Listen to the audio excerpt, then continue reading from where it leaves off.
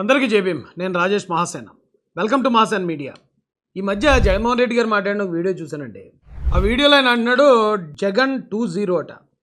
ఇక నెక్స్ట్ వచ్చే జగన్ 2-0లో మాత్రం పరిస్థితి ఉండదు అని చెప్తాను. ఆ జగన్ 2-0లో భాగంగా సప్త సముద్రాలు అవతలున్నా సరే ఎవరినో లాక్కొస్తారట.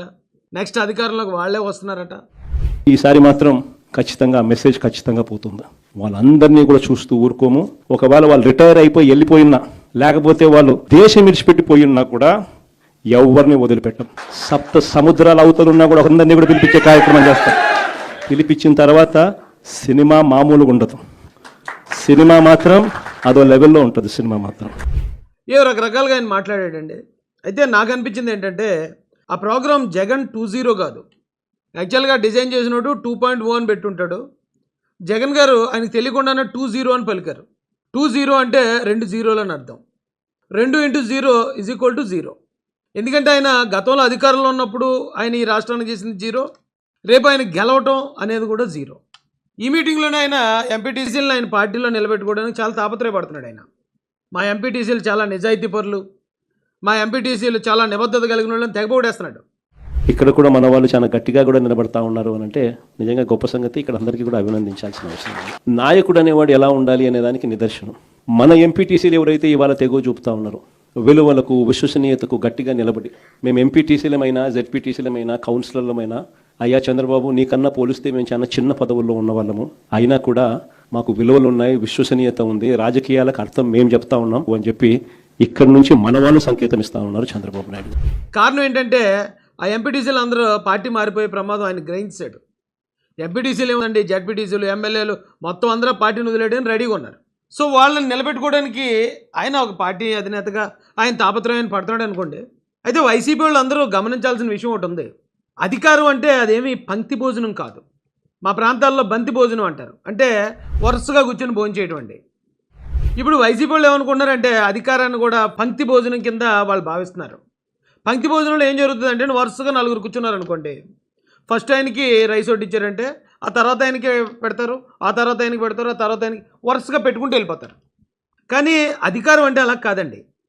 వైసీపీ వాళ్ళు ఏం భావిస్తున్నారంటే 2009లో ఈ రాష్ట్రంలో కాంగ్రెస్ని గెలిపించారు, 2014కి వచ్చేటప్పటికి తెలుగుదేశాన్ని గెలిపించారు, 2019కి వచ్చేటప్పటికి వైఎస్ఆర్ కాంగ్రెస్ పార్టీని గెలిపించారు, మళ్ళీ 2024కి తెలుగుదేశం జనసేన బీజేపీ కూటమిని గెలిపించారు. కాబట్టి మళ్ళీ 29లో మా వంతు వస్తుంది. అంటే వరుసగా చివరి ఉన్నవాడికి సాంబార్ వేశారంటే ఆడి తర్వాత ఆడికి, ఆడి తర్వాత ఆడికి, ఆ తర్వాత నాకు వచ్చేస్తుంది అనుకుంటున్నారు. కానీ అధికారం అంటే పంక్తి భోజనం కాదు, ప్రజలు ఇవ్వాల్సింది. మీరు గమనిస్తే వైసీపీ వాళ్ళు ఈ వైఎస్ఆర్సీపీ గెలవటమే ఒక యాక్సిడెంటల్గా అధికారంలోకి వచ్చారు మీరు.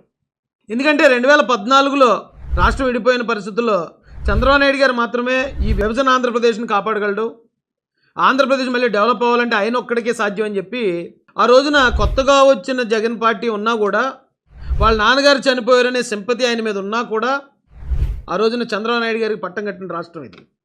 అయితే 2019కి వచ్చేటప్పటికి చంద్రబాబు నాయుడు గారు చేసిన అభివృద్ధి కన్నా ఇంకా గొప్పగా ఏదో చేస్తాడేమో.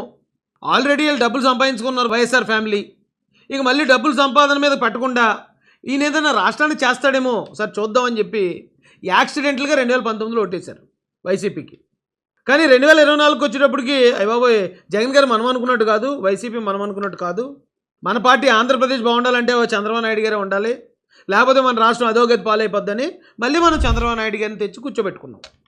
ఈ రాష్ట్ర ప్రజలందరూ చేసిన పని అది. ఇక 2029 చూసుకోండి, 34 చూసుకోండి, ఎక్కడ చూసినా సరే ఈ చంద్రబాబు నాయుడు గారే ఉంటారు ఇక్కడ. ఎందుకంటే ఆల్రెడీ జగన్ గారిని చూసేశారు, ఆయన చెప్పిన అబద్ధాలన్నీ వినేశారు, ఆయన చేసిన దారుణాలన్నీ భరించేశారు. మళ్ళీ ఎవరు తెచ్చుకుంటారండి? కోరు ఎవడన్నా కొరువుతో తలగొక్కుంటాడా? కాబట్టి వైసీపీ వాళ్ళు ఏమైనా అలాంటి మెరుపు కళల్లో ఉంటే దయచేసి ఆ కళల నుంచి బయటపడండి. ఇదేమీ పంక్తి భోజనం కాదు, వరుసగా వీళ్ళు అయిపోయి వీళ్ళకి, వీళ్ళు అయిపోయి వాళ్ళకి, వాళ్ళు అయిపోయి వాళ్ళకి ఆటోమేటిక్గా వెళ్ళిపోవడానికి. ఇక్కడ ఆంధ్రప్రదేశ్ ప్రజలకు ఒక క్లారిటీ ఉంది. ఈ వైసీపీ పార్టీకి అధికారం ఎప్పట్లో రావడం అయితే కళ. మీరు ఆ మెరుపు కళలు ఏం కనకుండా అవకాశం ఉంటే 11 సీట్లతో అయినా సరే, ఆ 11 సీట్లు అంటే గుర్తొచ్చింది, మీరు చంద్రబాబు నాయుడు గారు చాలా దారుణంగా విమర్శించేవారు వైసీపీ వాళ్ళు అందరూ కలిసి. ఎంత ఘోరంగా అంటే 23కే పరిమితం అయిపోయాం, 23కే పరిమితం చేసామని. కానీ దేవుడు ఏం చేశాడో చూసారా? 23లో సగం 11.5, కనీసం ఆ సగం కూడా రానివ్వకుండా మీకు 11 ఇచ్చాడు. మళ్ళీ 12 ఇస్తే సగం కన్నా ఎక్కువైపోతాయి. గతంలో మీరు 23 అని ఏలం చేసిన ఆ నెంబర్ కన్నా ఎక్కువైపోతాయి కాబట్టి 12 కూడా ఇవ్వకుండా 11కు పరిమితం చేశారు. అంటే ఏమైతే హేళన చేశారో దానిలో కనీసం సగానికి కూర్చోబెట్టారు మిమ్మల్ని దేవుడు. ఈ రాష్ట్ర చరిత్రలో, ఈ రాష్ట్ర రాజకీయాల్లో మీరు కూడా చోటమోట పార్టీగా ఓ 10 సీట్లో 12 సీట్లో గెలుస్తూ మీ ప్రాధాన్యత కూడా అసెంబ్లీలో ఉంచుతూ ఈ రాష్ట్ర భవిష్యత్తుకి, ఈ రాష్ట్ర అభివృద్ధికి మీ సహకారాన్ని కూడా అందించాల్సిందిగా ఆ వైసీపీ నాయకులకి, వైసీపీ కార్యకర్తలకి, వైసీపీ ఎమ్మెల్యేలకి హృదయపూర్వకంగా రిక్వెస్ట్ చేస్తూ జై భీమ్, జై భారత్, జై మహాసేన, జై తెలుగుదేశం, జై చంద్రబాబు, జై లోకేష్.